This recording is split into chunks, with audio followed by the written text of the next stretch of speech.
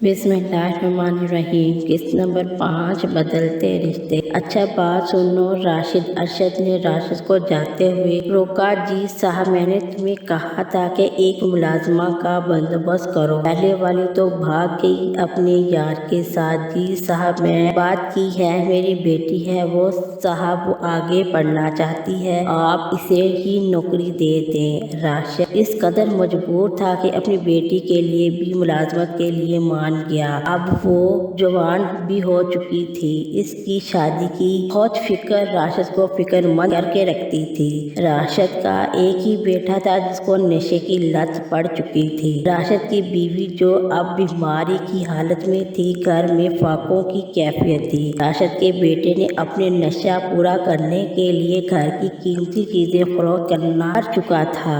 अब राशिद के पास ना कोई सरमाया था, ना ही कोई आमदनी का जरिया। बस यही एक नौकरी थी जो पिछले 30 वर्षों से कर रहा था। निहायत मजबूर होकर उसने अपनी बेटी आमना को आगे बढ़ाने का शौक रखा था, क्योंकि आमना को पढ़ाई का बहुत शौक था और आमना के कई रिश्ते भी आए, मगर हर रिश्ता 40 से लगभग लोगों का आता था। अगर कोई जवान रिश्ता आ भी जाता तो वो इनकार कर देते। इसके इस बेटे की वजह से कोई भी इस घर में शादी के लिए राजी ना होता। अच्छा तुम एक काम करना, कल अपनी बेटी को ऑफिस ही ले आना, नगीना से मिलवा देना। जी साहब जी ठीक है। साहब जी कुछ पैसे चाहिए थे। राशिद ने डरते हुए अरशद से आजाना अंदाज में सवाल किया। राशिद अभी परसों ही तो तुम्हें पैसे दिए थे, अब फिर से चले जाओ, अब बाद में लेना। अरशद का ये रवैया नगीना को हैरान कर रहा था, क्योंकि अरशद ऑफिस और बाहर तो सबसे हंसकर और खुश मिजाजी से बात करता था, मगर घर के और ऑफिस के नौकरों से बहुत गुरूर से बात करता था। नगीना ने घर के अंदर कदम रखा, इसकी आंखें फटी की फटी रह गईं। आज से पहले इतना शानदार महलनुमा घर आज तक नहीं देखा था। नगीना की दाएं साइड पर सीढ़ियां थी जो ऊपर वाले पोर्शन तक जाती थी। सामने कीमती सोफे और लगे थे। इस घर में LCD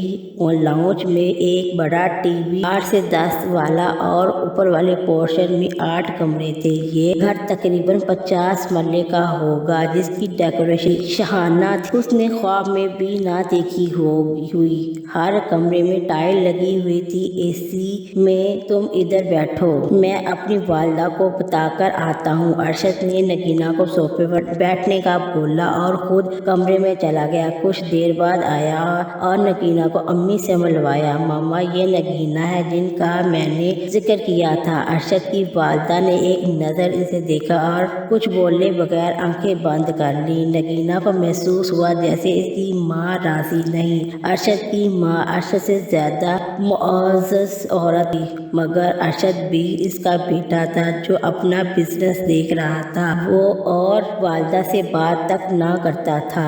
इसकी वालदा अकेली घर में रहकर बीमार हो चुकी थी, मगर अरशद को अपने काम से मतलब था। इसी वजह से इसकी वालदा इसे समझाती थी, मगर अब वो भी मजबूर हो गई थी। अरशद की हर बात मानना इसकी माँ की मजबूरी थी। अरशद अपनी मर्जी का मालिक था। ज़ुबैदा बेगम अरशद की माँ नीम बेहोशी की हालत में थी। हेलो डॉक्टर फराज, मैं अरशद बात कर रहा हूँ, घर तशरीफ लाएं, वालदा की तबीयत खराब है। अरशद आप किसी डॉक्टर को कॉल कर रहा था। नगीना तुम अम्मी के पास बैठो, मैं डॉक्टर साहब को लेकर आता हूँ। नगीना को अब परेशानी लाख हो गई कि वक्त बहुत हो गया है। अब्बू इंतजार में होंगे और रात के 10 बज गए थे। फ्रेश हो जाओ। नगीना ने इस्तबास में सर हिलाया। अरशद बाहर चला गया। डॉक्टर 10 मिनट में आ गया। नगीना तुम साथ वाले कमरे में चली जाओ। अरशद ने इशारे में नगीना से बात की और नगीना साथ वाले कमरे में चली गई। दूसरे कमरे में भी AC ऑन था। वो जाकर बेड पर बैठ गई। वो वहाँ बैठी सोच ही रही थी कि अल्लाह पाक ने किस कदर केयरिंग खामत दिया है।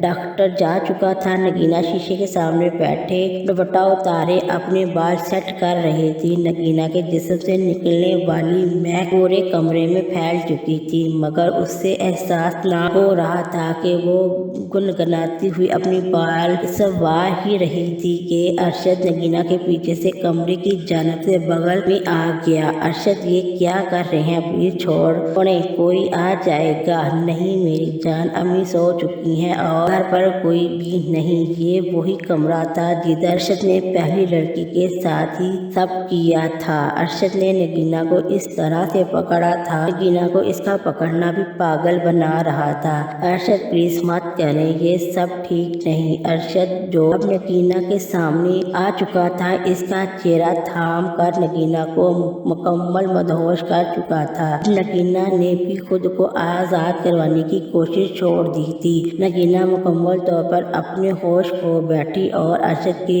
रंग में खुद को रंग लगवाने लगी।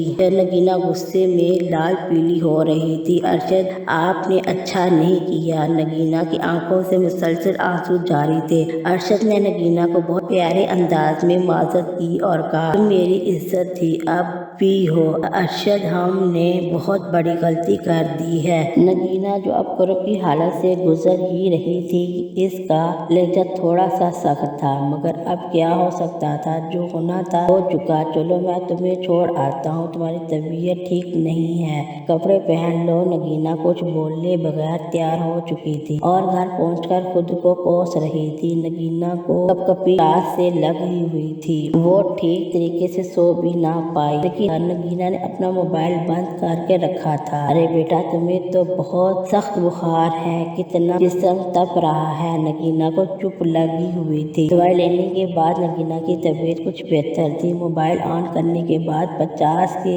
लगभग मैसेज नगीना को मौसूल हुए थे, जिस पर तहरीर था, मैं अपने किए पर बहुत शर्मिंदा हूँ, मुझे माफ कर देना। मैं अभी तुम्हें चाहता हूँ, कल मैं तुम्हारे घर अम्मी को लेकर पहुँच रहा हूँ, अपने वालिदैन को बता देना। इस बात पर नगीना को काफी हद तक सुकून मिला और 2 दिन ऑफिस ना गई। दरवाजे की बेल बजने पर नगीना ने दरवाजा खोला। अरशद और इसकी माँ को अपनी आंखों के सामने पाकर दुपट्टे को सेट किया। अस्सलाम वालेकुम कहकर रास्ते से हट गई। नगीना पहले ही अपने वालिदैन को बता चुकी थी। और बेटा, नगीना की वालिदा ने बहुत एहतराम से अरशद का इस्तकबाल किया और रूम में बैठा लिया। जुबैदा बेगम अब कमरे का बगौर जायजा ले रही थी। बेटा, क्या खाएंगे आप? नगीना की वालिदा हैं, आने वाले मेहमानों से पूछा। नहीं अम्मी, खाने पीने नहीं आई।